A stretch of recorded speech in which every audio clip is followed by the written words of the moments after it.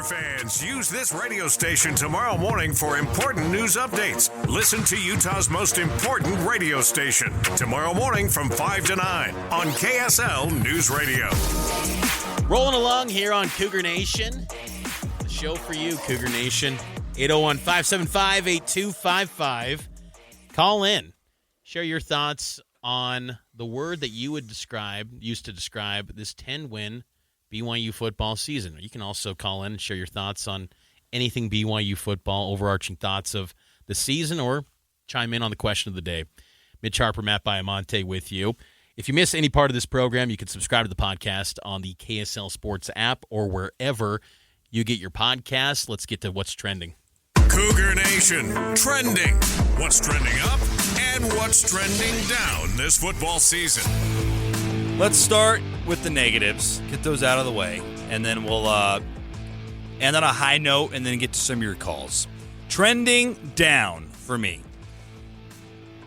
The tight end depth, man, and just the overall production. I kept waiting all season long for there to be a breakout moment, and there never was. And then today we get the news that Jackson Bowers, a highly recruited tight end, though he never came close to seeing the field at BYU. You wonder if the tight end change didn't benefit him. He was recruited by Steve Clark.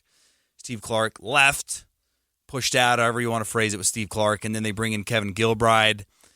I don't know. It didn't materialize. And now he's gone, and you look ahead, and there's some guys there, but there's not a lot of returning production. Taase is done. He's out of eligibility. Ray Paulo, out of eligibility. Reiner Swanson, heading on a mission to Africa. So you just wonder, how did this happen to where we had another year? It was a new coach, and yet another year where this production was non-existent. And to me, I didn't see a lot of development personally.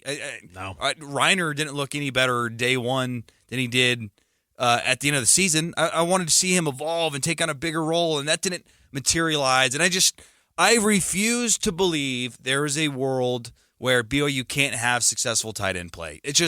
That to me is a position that BYU can recruit, as we have seen.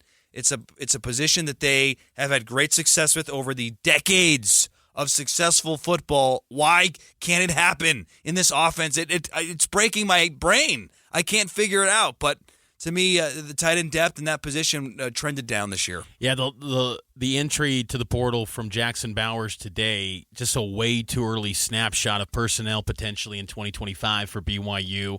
Ethan Erickson, he's coming back from an injury. Now, again, this is all subject to change. Guys could go in the portal. Ethan Erickson caught a touchdown in the COVID year, didn't he? Well, no, it was the 2022 game, I believe, against Utah State. It was his first target, and he caught it, and it was a touchdown. Who caught a one-hander against Louisiana Tech in 2020? I swear that was Ethan Erickson. It wasn't?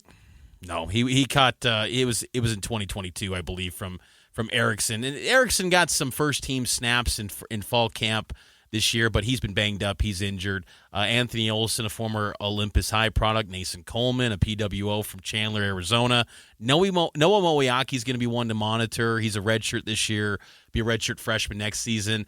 They get Matthew Frederick back from a mission, Will Zundel as well, but pretty light. Again, I think there's a high bar to your point about tight end play.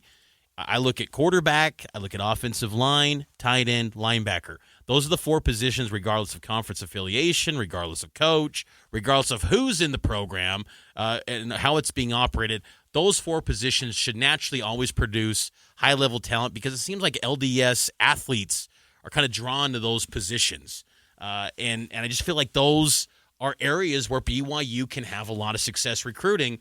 And I agree with you. I feel like the tight end spot is an underutilized position, and it'd be great to really get a deep dive in the offseason with like Aaron Roderick and Gilbride and really kind of understand like what the purpose is of the tight end role, like how they view them in the passing game. When they switched Keanu Hill from wide receiver to tight end, you kind of just thought, okay, this is like what it's going to be, where they're going to make him almost like what you see in the NFL with tight ends, where he's basically a glorified receiver.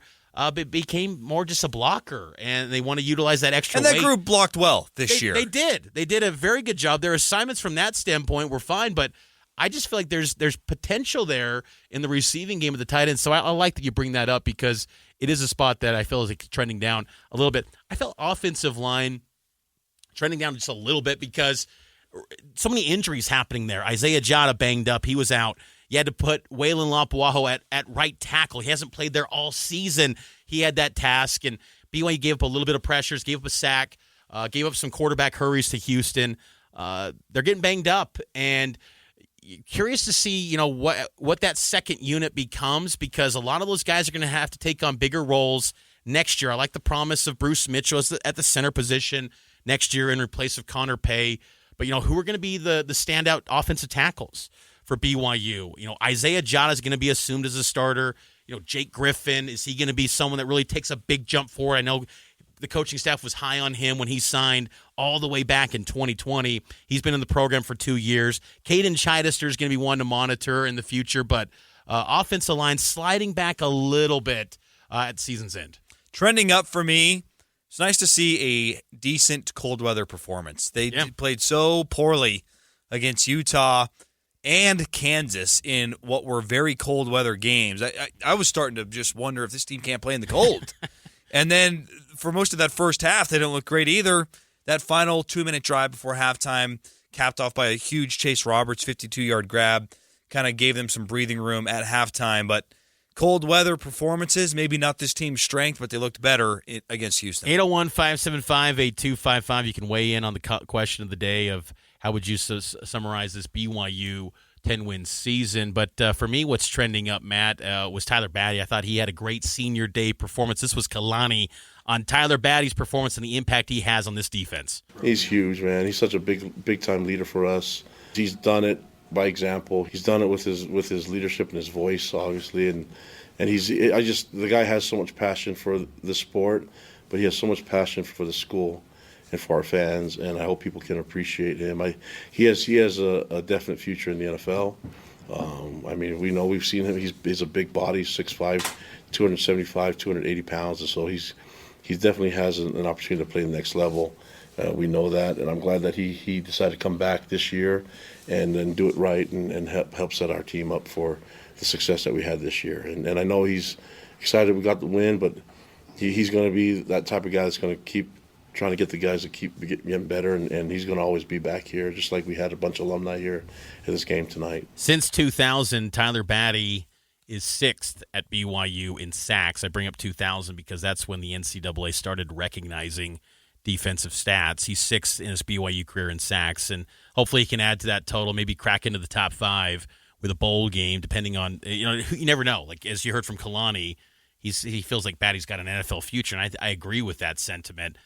Does he want to play in that bowl game? I would imagine he wants to. Get some more film. It could only help him playing in that game. Sure. If he has a dominant game, the lasting memory. Like, think about some of the lasting memories BYU players have had before going to the draft. You can't tell me that Zach Wilson's dominating performance in 2020 didn't help him. Well, and Tyler's a guy, too, that the position he plays, their NFL teams don't seem to be going for older DNs. Quarterback, you can be in your 40s and still playing at a high level at quarterback. So age isn't as big of a deal in the draft, that spot. But D-end, they tend to lean younger because they want to be able to have those guys for 7-8 years potentially because that's a premium position. But Batty's the type of guy that could step into a camp. He's going to be mature. He's going to be a guy that can contribute right away, potentially if he can make a 53-man roster.